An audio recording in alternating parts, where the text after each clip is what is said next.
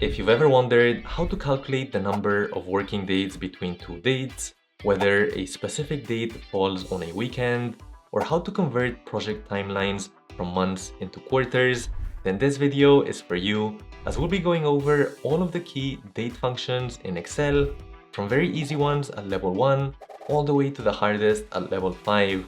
So let's get into it. Firstly, in level 1, suppose we have this financial statement over here, and you can see we have all of the months that should be within this row. So suppose we want to find out the second month after January. For that, we can just use the EDATE function, hit the tab key, and after selecting the start date, so it starts in January, comma, all we need to do is add the increments. So let's say it's just increments of 1 month. We can just add February and drag that along. We could also change that to, instead of every month, every year by adding 12 months in here. And then we can just shift right and control R to drag it all the way to the right till 2030. And in case you want to follow along and try these formulas in the same Excel file as me, head over to a link in the description below to download it for free. Continuing in level 1, suppose we want to know what day of the week this finish by date is going to be. For this, we can use the text function, which allows us to convert a value into a text. So this is the value for us, comma, and we want to convert it just into day format. We can do that by adding 3 Ds in quotations, close the parenthesis, and hit enter. So right now we just have 3 letters for Friday, but if we wanted to make this the full word, we can just go back in there, add a 4th D, and you can see how that's converted. This formula is actually super versatile. So instead of by day, we could always change that to having 3 M's, and you can see that's gonna switch to December 2. Awesome, now moving on to level 2, and suppose that we're now looking to ship a few products. So you can see here we have all of the product names and the shipping date. And first, we'd like to know what today's date is, so we can just use equals today for that. That's a very simple function, and you might think it's not very useful, so let me show you a better scenario for it, which is right here. We're trying to calculate how many days do we have until the shipment date. So that's going to be equals to the shipping date minus today. Hit the tab key, close the parenthesis, and hit enter there. So it says we have 35 days left to ship this product. So that's a better use of that today function. Alongside the today function, we have another one in level 2, which is the WEEKNUM. And what this does is it's gonna show us what week we're currently in. So we can type equals WEEKNUM, hit the tab key, and this is all we need to select, comma, and the return type is when do you want the week to begin. So we want it to start on a Monday. That's number 2 for us, and hit enter. So we're in the 39th week. And what's nice about the today function is that it's dynamic. So when we open this tomorrow, the date is going to update. So are the days to ship here, as well as the week number if it's a new week. Great, now moving on to level 3 for some of the more exciting stuff. And realistically, many companies don't work on weekends. And so it would be nice to switch that to working days until we ship the product. For that, we can use the NETWORKDAYS function. So NETWORKDAYS, it's this first one. Hit the tab key there. And the start date is just going to be today. Close up parenthesis, comma. And the end date is going to be the shipping date. We could add another comma here for the holidays. So you would manually add any holidays that there might be in your region. In our case, we're just gonna ignore those entirely and hit enter. So you can see actually without the weekends, the days are a lot shorter. That's probably a better metric for us to be using. Continuing in level 3, and suppose we want to find out the age of some of our employees. So over here, we have this list with their date of birth, and we wanna know their age. You might think of intuitively just using the today function, and then we're gonna minus the date of birth. You can see here we get the number of days, which isn't ideal even if you divide it by 365. There's things like leap years in there, but that's probably not the right way to do this. Instead, a better function is using the DATEDIFF function. So you just wanna type DATEDIFF, open up the parenthesis, and from here, we know that this is gonna be the start date, their date of birth, comma, and the end date is just gonna be today. So we can add the function in there, comma. And finally, how do we want it to be expressed? We want it to be expressed in years because we wanna know their age. So we'll just put a Y in there, hit enter, and you can see this person is 27 years old, and we can drag that all the way down. Let me also get rid of these decimals up over here as they don't make too much sense.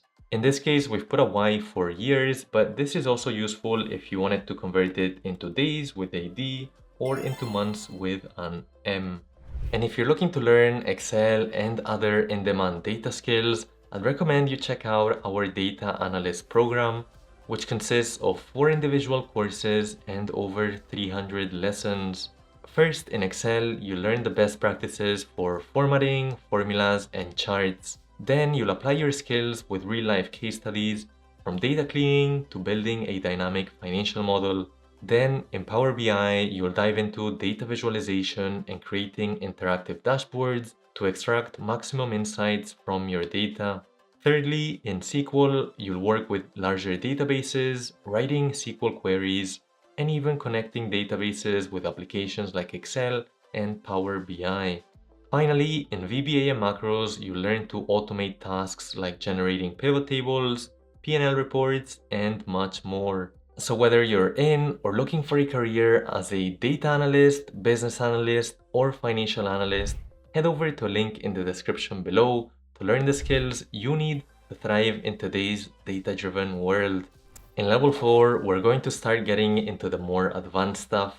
Over here, suppose we just want to get a calendar for the current month. A quick and easy way to do that is using the sequence function. In here, for a calendar month, it's typically going to be 6 rows, comma, and 7 columns for the 7 days in the week, comma, and as the start date, we can just use the date function in here. And let's say we want to start in 2024 in the month of January and January 1st. Close the parenthesis, and we don't really need the step, so I'm just going to close that with another parenthesis, hit enter here, and you can see it's calculated all of the days that we'll have in this first month of January.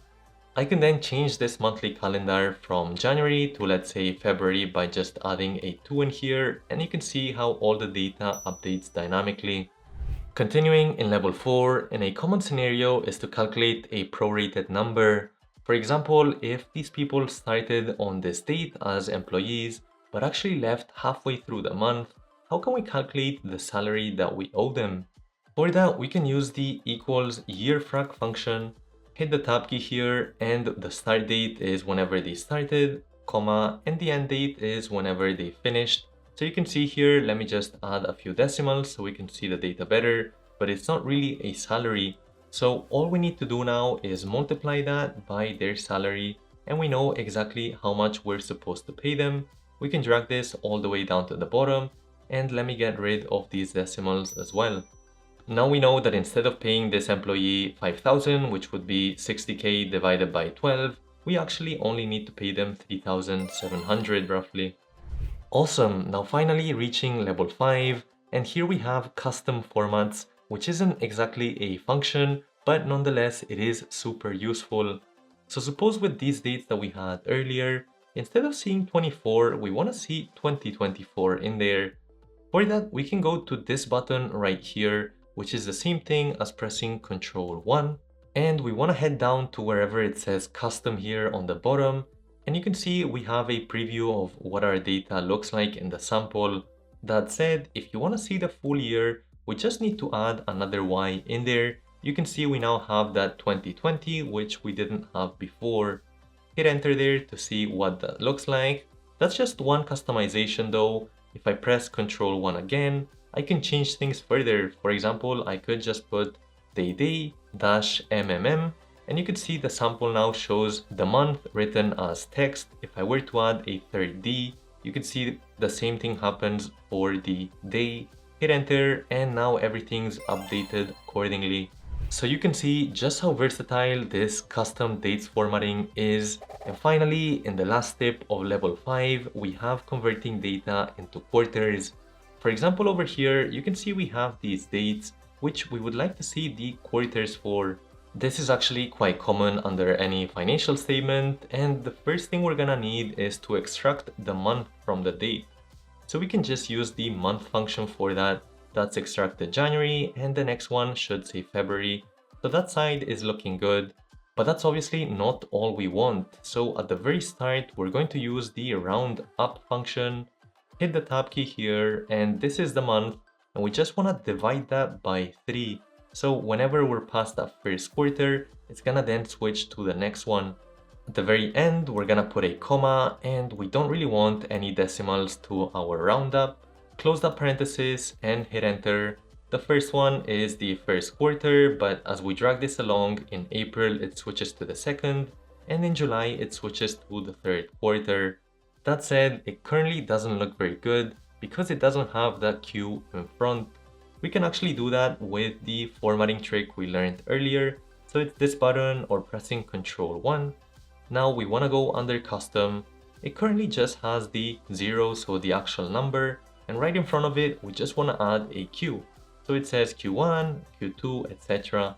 Hit on OK there, and you can see how it's all formatted correctly now. Now that you've learned about dates, it's really quite useful to be able to split these dates into specific quarters. For example, here, all our data for quarter 1, we would like to see in a separate sheet called Q1. Same thing with the Q2 data and so forth. There is an automatic way to do that, which you can learn with this video over here or by taking our Excel course over here. Hit the like and the subscribe, and I'll catch you in the next one.